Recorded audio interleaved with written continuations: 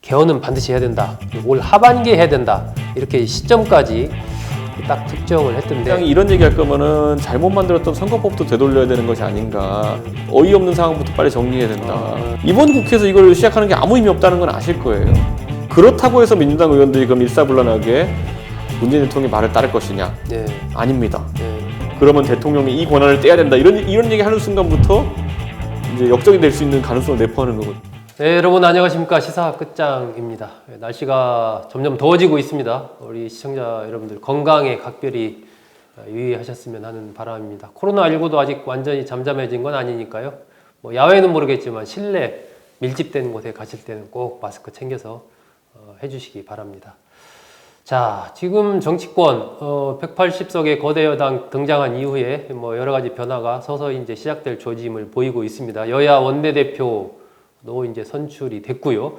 본격적으로 아마 이제 21대 국회 원구성 협상이 시작될 것으로 보이는데, 지금 이제 민주당 일각에서 그 개헌 얘기를 시작을 했습니다. 지난번에 이제 이해찬 대표는 그건 좀 미뤄두자. 일단 급한 게 여러 가지 이 코로나 위기를 극복하는 거니까 거기에 집중하자. 이렇게 얘기를 했는데, 최근에 문희상 국회의장도 언론 인터뷰에서 그런 얘기를 했고, 홍영표 의원이라든지 우원식 의원이라든지 공통적으로 개헌이 필요하다 얘기를 하고 있습니다. 뭐 구체적으로 문희상 의장 같은 경우는 하반기에 해야 된다. 이렇게까지 지금 얘기를 하고 있습니다.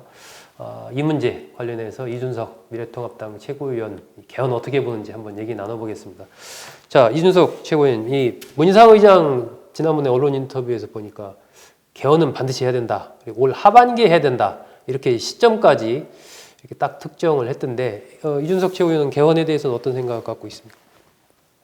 개헌은 워낙 버전이 많아가지고요. 네, 네. 이 개헌, 저 개헌 다 다릅니다. 그렇죠. 그리고 형식도 다 다르고. 그래서 저는 개헌이라는 것이 그 권력 구조 개편에 대한 거라면은 뭐 어느 정도 공감하는 부분도 있습니다. 근데 뭐 제가 봤을 때는 이원 집정부제가 되려면은 사실 비례대표제 비슷하게 이제 국회의원 선거를 바꿔야 되는 것도 있고 파생되는 그런 굉장히 많죠. 부분이 많습니다. 네. 그래서 현실적으로 닿을 수 있는 지점은 대통령 중임제 정도까지가 아닐까, 4년 중임제 정도까지가 아닐까 이런 생각하게 되고, 그 외에 나머지 이제 뭐 조항들 같은 경우에는 그 지금까지 뭐 논란이 되었던 조항들 수정하는 정도, 그 정도 되지 않을까 이런 생각을 하게 됩니다. 이번에 저는 오히려 선거법 때문에 굉장히 말이 많았었기 때문에 연동형 선거법. 문희상 의장이 이런 얘기할 거면은 잘못 만들었던 선거법도 되돌려야 되는 것이 아닌가 이런 생각하게 되고, 제가 한번 언급한 적이 있지만은 이번에 4+1이라는 이 사람들의 그 행태 때문에 대한민국은 동시에 5개에 가까운 선거 제도를 가지고 가는 그런 국가가 됐습니다. 네. 구의원은 중대선거구제를 뽑고, 구의원 비례는 또 이제 단순다수제를 뽑고, 그리고 시의원은 소선거구제를 뽑고, 시의원 비례대표제는 병립형으로 뽑고, 국회의원은 소선거구제 하면서 비례는 연동형을 섞어서 하고, 네. 대통령이나 구청장 이런 건 시장에는 단순다수제 하고, 5가지예요 선거제도가. 네. 그러니까 연동형이라는 방식이 병립형에 비해 가지고 절대적으로 어떤 철학적 우위나 아니면 방식상의 우위가 있으면은 구의원이고 시의원이고 국회의원이 다 그렇게 뽑아야죠 비례대표는. 네. 이게 각각의 선거마다 본인들 유불리를 따지면서 가다 보니까 이런 상황이 생긴 거거든요. 저는 이 어이없는 상황부터 빨리 정리해야 된다. 네. 손볼 필요가 있네요. 어쨌건 그죠? 그러니까 저는 이런 것들 안 하고 지금 또 개헌 논의하는 거는 저는 완전 신선노름 하려는 것이다. 그리고 문희상 의장도 아니 굉장히 정치 경험이 많으신 분인데 이번 국회에서 이걸 시작하는 게 아무 의미 없다는 건 아실 거예요. 네, 어차피 회기 종료되고 하면 땡이고, 다음 국회에서 해야 된다고 하지만 다음 국회에 그러면 아까 권력구조 개편에 대한 것을 180석을 가진 여당이 그렇다면은 본인들의 권력을 제한하는 방식으로 개헌을 할 가능성이 있느냐? 굉장히 낮다 이렇게 봅니다 저는. 개헌을 하면 제가 봤을 때 뭐 개헌 및 정부조직법 개편하면서 해야 될 일이 굉장히 많아요. 예를 들어 미국처럼 예를 들어 감시와 균형의 체계를 만들려 그러면은 감사원 같은 것들을 의회 밑에 배속시켜 가지고 의회가 감사원을 관장하게 하는 것.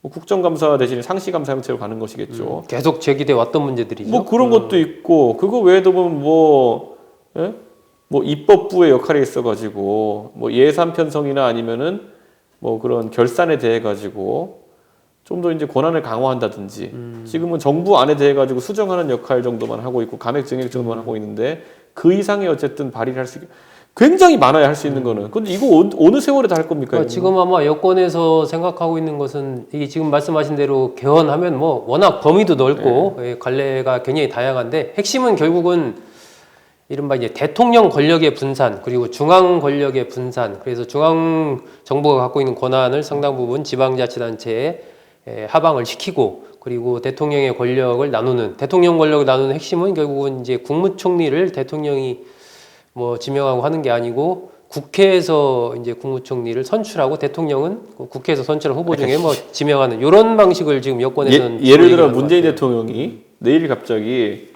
저는 제 권력을 내려놓아야 된다고 그러니까 많이 내려놓아야 된다고 생각합니다라고 대국민 담화했어요. 그렇다고 해서 민주당 의원들이 그럼 일사불란하게 문재인 대통령의 말을 따를 것이냐? 네. 아닙니다. 네. 이건 뭐랑 비슷한 거냐면요. 옛날 조선시대 때 보면 선의파동 이런 거 있잖아요. 보면은 짐이 건강이 안 좋아서 이제 왕세자에게 권력을 조금 나눠주려고 하노라 이러면은 뭐 고지고대로 받아들일 수 있는 거지만은 또 잘못 이해하면 그것이 일판번 뻥끗하면 역모로 몰리는 거거든요. 보면은 그 행간을 읽어야 되는 상황인 거예요. 일단 엎드려서 전화 아니되옵니다 이렇게 그렇게 해야 되는 거고 건가요? 문재인 대통령이 권력을 나누겠다고 했는데 거기서 가가지고 이제 누가 가서 쪼잘쪼잘 해가지고 그러면 대통령이 이 권한을 떼야 된다 이런 얘기 하는 순간부터 이제 역적이 될 수 있는 가능성을 내포하는 거거든요. 그러니까 이준석 최고위원은 일단 개헌보다도 앞서는 건 이 선거법 개정 이게 우선이다라고 보는 거고 개헌의 필요성 자체에 대해서는 어떻게 보나요? 저는 뭐 이런 생각해야 되는 게 뭐냐면 많은 분들이 내가 문제점으로 생각하는 것과 그럼 그걸 해결하기 위한 정치 체제 간의 그 연계성을 잘 못 찾아내는 경우가 많아요. 예를 들어 제가 이제 가가지고 그 강경 보수 하시는 분들, 예, 자기들이 이제 순수 자유주의 우파라고 주장하시면서 이제 강경 보수 하시는 분들이 맨날 그런 얘기를 해요. 와, 그 미래통합당이 순수 보수 이론에서 벗어나고 이래가지고 잡탕당이 되고 해가지고 이번에 의석을 못 얻은 것이다. 이래가지고 아 그렇게 생각하시면은 미래통합당은 어쨌든 과반을 얻기 위해서 만들어진 정당이고 현실적으로 수권 정당이 되기 위해 만드는 정당이 그럴 수밖에 없다. 그게 싫고 진짜 이념적 순수성을 뭉친 분들끼리 모여가지고 본인들끼리 부흥하고 이런 거 원하면은 그러면 왜 작년에 연동형 비례대표제 하는 거 반대하셨냐? 연동형 비례대표제 하면 그런 거 나올 수 있다. 당신들이 가가지고 다당제 한다고 한 다음에 가가지고 우리가 순수 보수 정당이요 하면서 하면 되는 거 아니냐? 또 따로 만들어서. 네. 근데 그랬더니 하는 말이 막 아 생각해 보니 그렇네. 그때 연동형 비례대표제를 하자고 했었어야 되는데 오히려 이 결과론적으로 판단하는 분들이 많아요. 그러니까 아까 말했듯이 저는 권력구조 개편에 대해 가지고 어쩌면은 연동형 연동형이 이원 집정부제까지 가야 된다고 생각하는 사람이기도 해요. 하지만 현실적으로 그러려면은 저것도 바꿔야 되고 국회의원 선출 방식도 바꿔야 되는 것이고 그럼 비례대표 비율을 높여야 되는 것이고 그랬을 때 국민들이 또 어떤 평가를 할지 이런 것 때문에 현실적으로 어렵다 보는 거거든요. 아, 현실적으로 어렵다. 그래서 그나마 대통령이 한 번 더 내가 대통령 할 수 있다는 생각으로 적어도 전반기 임기에서는 국민의 눈치를 더 보고 야당 눈치를 더 볼 수 있는 중임제 정도가 어떻겠느냐. 지금의 대통령들은 한 번 다 이제 은퇴니까 내 마음대로 해야지 이렇게 하는 경향성이 있다고 좀 판단하기 때문에 그런 거거든요. 지난번에 문재인 대통령이 냈던 개헌안도 그렇죠. 4년 중임제. 그렇죠. 그러니까 그런 문제의식에는 자체는 공감을 한다. 네, 그렇게 보는 거죠. 근데 개헌의 시기는 지금은 언제도 안 됩니다. 제 생각에는. 어렵다. 의석이 너무 많으면은 너무 많다고 해서 이제 의심받는 일이 생기고 적으면 힘이 없어서 안 되고 이런 거. 여권 일각에서 이 개헌을 추진하려는 움직임은 제가 알기로는 굉장히 강합니다. 그렇기 때문에 21대가 국회가 개헌하고 나서 하반기에 이제 개헌 문제가 제기가 될 것으로 예상이 되고 그랬을 때 지금 이준석 최고위원 얘기한 대로 또 여러 가지 통합당에서는 굉장히 좀 강력하게 반대하고 나올 가능성이 있습니다.